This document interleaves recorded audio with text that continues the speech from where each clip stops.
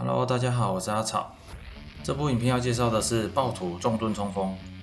前阵子开实况时，有人抖内说他想看一下重盾冲锋这个流派，然后我想技能和配置弄装备用了几天，终于成功的通关赛9和世界网了。这只角色全充时只有88人而已，伤害的部分略低了一点，不过还是可以接受的程度。毕竟装备的部分并没有花太多钱去做，整体的打图体感还行。刷图时会有一些漏怪的情况发生，打王倒是蛮有趣的，可以看到招出来的幻影像自爆兵一样，一直往王的地方冲这样。接着来稍微讲一下重盾冲锋这个技能，这个技能的基础爆率有 5%， 护甲值越多给的点伤就越高，基本上就是把盾牌当做你的武器，然后原本的武器只能当做功能性的武器这样。一开始我是走必中流不玩暴击，后来发现伤害实在是有点低，最后就还是改成暴击流了。看到药水黄黄的那一瓶就知道。然后因为重盾冲锋这个技能是越远越痛，所以我是搭配了将军战吼，让招出来的幻影战士去撞怪这样。我只要在远处转圈圈，稍微抓一下撞得到的距离，让招出来的幻影战士去撞就好了。不然用本能去撞的伤害实在是有点低，因为你不可能撞一下又拉远之后再继续撞。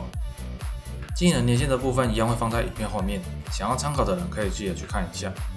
再来聊一下装备的部分，先讲最重要的盾牌。前面有提到盾牌的护甲值可以给物理点伤，所以势必需要一面超高护甲的盾牌。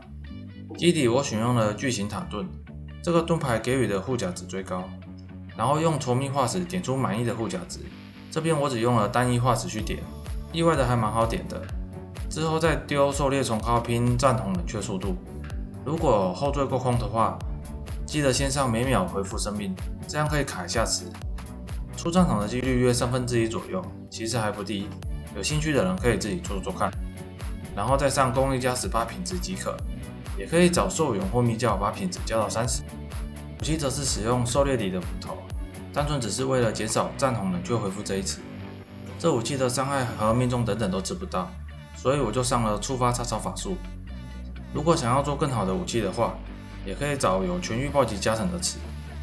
武器的品质可以找花园改成增加范围，这样在清小怪的体感上会好一点。手套使用了祭祀基底的手套难易手套，这个手套是使主手的攻击力下降，副手攻击增加50%伤害，刚好可以配合重盾冲锋这个流派使用。这边我只点了生命金水以及拿抗性而已。头盔我一样是使用自杀头，如果不走暴击流的话，可以使用减物抗的头盔。衣服一样是上一只的装备，加一诅咒和暴击率的星芒衣。因为使用了增加副手伤害的手套，所以催泪诅咒和刺客印记我都用在戒指上。项链使用种猪军的基底，词缀选择减少骄傲保留和增加范围效果，有则涂上了角斗士之战。这个天赋是每75护甲增加1%攻击伤害，也是最搭重盾冲锋这个流派的天赋。腰带则是万年不变的瑞士拉沙之铲。星团的部分和上一只其实没有差太多，主要是中型星团必定要拿狼好这一词，因为这个流派盾牌不能使用缝刃旗帜，所以战筒无法叫出最大量的幻影战士，所以要用狼好来增加战筒的强度。其他的词就是模范领导拿猛攻，报名心理拿各种球，以及慌乱呼叫拿几率2倍伤害等等。这个角色我使用了一颗诅咒效果的星团，拿了求死这一词的扑杀效果，还有斜眼的增伤以及翅膀来提升生存。